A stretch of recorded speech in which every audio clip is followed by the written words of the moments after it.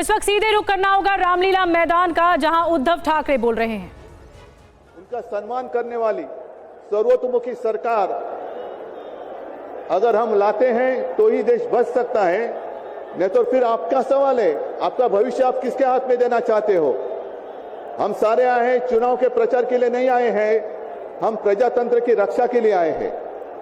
और कैसी सरकार है, अरविंद जी के ऊपर इल्जाम लगा दिया, डाल दिया जेल में।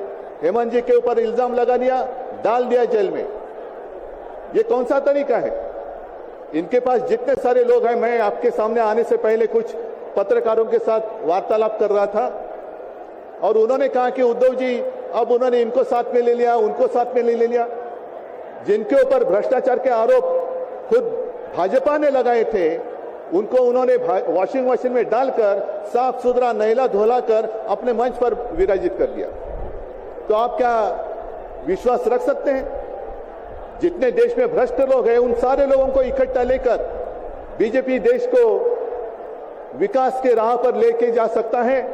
भ्रष्ट लोग देश का विकास कर सकते हैं? तो ये सारी उनकी जो बातें हैं, आज जो अपनी रैली है, किसी ने कहा कि बीजेपी ने इस रैली को ठगों का मेला कहा है। क्या आप सारे लोग ठग हैं?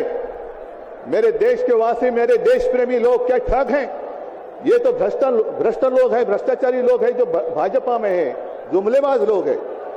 और मैं ये भी जानता हूं, मुझे याद है कि कुछ दिन पहले उत्तर भारत के सारे किसान दिल्ली आना चाहते थे, नहीं आने दिया। उनके जो रास्ते थे उसमें खिले डाल दिए, उनके ऊपर टीयर गैस छोड़ा, लाठीचार्ज किया। तो मैं पूरे देश के किसानों का आह्वान करता हूं, आप अन्नदाता हो, आप अन्नदाता हो, अन्नदाता देवो भव हमारी संस्कृति है।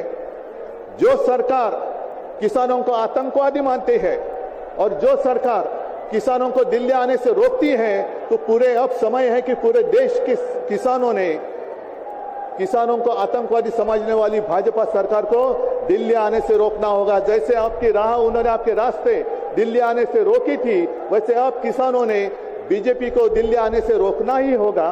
और एक नारा जो मैंने मुंबई में दिया था, वो जो कहते हैं कि आपकी बार 400 पार, मैं आपको आह्वान करता हूं कि जहां से आप आए हुए हैं, आप जाओ, अपने घर पे जाओ, जहां भी जाएंगे, गांव में जाओ, लेकिन एक नारा आपको देना होगा तानाशाही के खिलाफ। अब की बार भाजपा तड़ी पार, अब की बार भाजपा तड़ी पार। और ऐसे तानाशाही करने वाली सरकार अब हम दिल्ली आने नहीं देंगे। यही शपथ लेकर आगे हमें जाना होगा। और फिर से एक बार सुनीता जी, कल्पना जी, आप चिंता मत करो, पूरा देश आपके साथ है, आप लड़ाई जीतेगी और हम सब